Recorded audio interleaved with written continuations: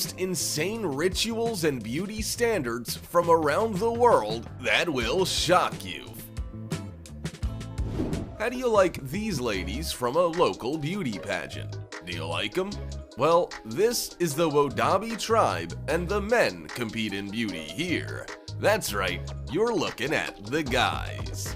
This is one of the few places on Earth where matriarchy reigns. Women run everything, and men wear makeup and keep an eye on their figure. They can only find a mate at the Garawal Fertility Festival once a year. So the men dress up and do their best makeup, highlighting the whites of their eyes and teeth. And each color in their outfit symbolizes a character trait. Good thing we have Tinder for that. The women judges of this beauty contest need only to pat the shoulder of the man they like. This is considered a love marriage, even if the woman is already married. The winner gets to choose an unlimited number of women with whom he will live for the following month. The Longhorn Meow women have to wear a 6-kilogram headdress on their heads to meet the beauty standards of their people, and it's made from the hair of their ancestors. The women of the tribe have been collecting their hair for centuries and passing it on. To create a giant headdress, woolen threads and linen are added to the hair and then wrapped around animal horns or a wooden clip. This crescent-shaped design is attached to the head with white ribbons. These wigs used to be worn on a daily basis, but now they're only worn for holidays. Some of them are created from hair that is several hundred years old. In this Ethiopian tribe, fat men are revered as heroes, and in the tribe, each of them must isolate themselves in a hut for 6 months and avoid any physical activity. The only menu item is fresh cow's milk mixed with blood. He has to drink at least 2 liters a day. That's to make the stomach as big as possible. After all, the winner of the competition will be considered a hero and will be honored throughout his life. Every girl in the tribe dreams of marrying a fat man. Where else can you find that? Inhabitants of the Padang tribe consider their long necks incredibly beautiful. Tourists call them giraffe women, but they don't take offense. After all, the longer their necks are, the better chance they have of getting married. To lengthen their necks, they wear a special brass necklace. Girls put the first ring around their neck between the ages of 5 and 9, and then they simply cannot stop. By the age of 45, every Padang woman is wearing up to 15 kilograms of tin around her neck. The secret is that because of the weight of the jewelry, their shoulders drop a record 40 centimeters. Their muscles atrophy, and it becomes difficult to simply hold their heads up. They even risk breaking their necks. While the whole world is whitening their teeth, the followers of the Ohagaro tradition are certain that there's nothing more beautiful than a black smile. Several centuries ago in Japan, only aristocrats could afford black teeth. It was a sign of wealth. They used teeth, but also had a characteristic odor. According to one version, they were imitating the emperor's wife, who had bad teeth. And according to another, only rich people could eat a lot of sugar, which is why their teeth quickly deteriorated, and everyone else simply imitated them. Now, modern geishas and fashionistas from Myanmar delight men with this kind of unusual beauty. This Mentawai girl is considered very beautiful. Can you guess why? A shark-like mouth with sharp teeth is the standard of beauty for this tribe. And the more influential a man is in the tribe, the more beautiful his wife should be. So they have a ritual of sharpening or chiseling human teeth.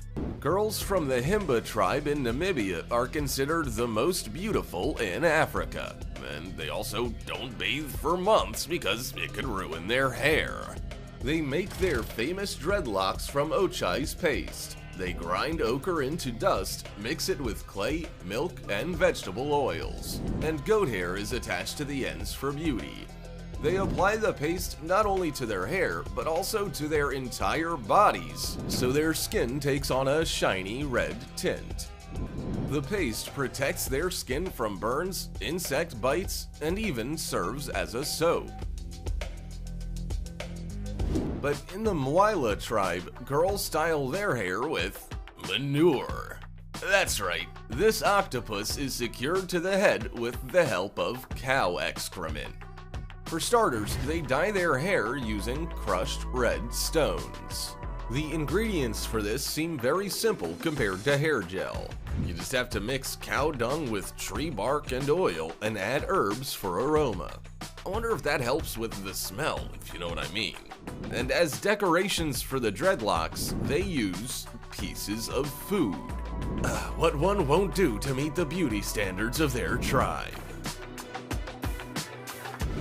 Then remove your braces immediately. They go crazy for crooked yaiba teeth. Such a smile is distinguished by protruding fangs. Girls say that imperfect teeth make them look younger and childlike. Japanese guys say yaiba makes girls look like cats. So if your teeth are too straight, you can get them fixed by a Japanese dentist for as little as $390. There was a time when no Chinese woman could get married if her feet didn't look like this. This deformed foot was called the Lotus foot and was considered extremely attractive to men. The ideal foot length should not exceed 7 centimeters. For comparison, the foot length of a girl with a size 38 is 24 centimeters, which is 3 times that. Also, the feet had to be soft, symmetrical, and fragrant. For the sake of beauty, girls had to bandage their feet their whole lives, and it starts when they're 5 years old. All the girls' toes, except for the big one, were clamped to the heel and tightly wrapped with cloth. The bones were deformed under the weight of the body, but the girls had to endure, dance, and even work in the field. All that just to meet this beauty standard because big feet were considered ugly. A complete ban on bandaging feet appeared only in 1949. You can still find several dozen owners of Lotus feet in China today. In the world who are sure that there's nothing more beautiful than a wooden stick in the lip. In childhood, every member of the Brazilian Zoe tribe pierces their lip and inserts a piece of jewelry called ember pot, larger diameter. Look at how elegantly the lower lip hangs down. For this decoration, the villagers, in addition to the stick in their lips, they appreciate the adornment of feathers, Brazil nuts, and lipstick. But these people don't like clothes at all. Instead of headdresses, residents of the Brakpa community in India wear bouquets on their heads. All residents of this community, regardless of their gender, adorn their hair with fresh flowers every day. Men wear them as part of a headdress, while women weave them into braids along their entire length. They even work in the field and manage the household this way. I bet you don't feel so embarrassed about going into the supermarket all dressed up now, do ya? Grandmothers with gauges in their noses and tattoos? That's no big deal for the Apatani tribe in India. Most of the older women here wear yapping hollow plugs in their nostrils and have a tattoo right in the middle of their face. That's just their way of looking beautiful. But before such an unusual look became the standard of beauty, it was a way to keep them safe. After all, other peoples would often abduct Apatani women since they were famous for their incredible beauty. There are still many incredible beauty standards in the world, but that's enough for today. Which beauty trend impressed you the most? Which one would you never try? Write in the comments.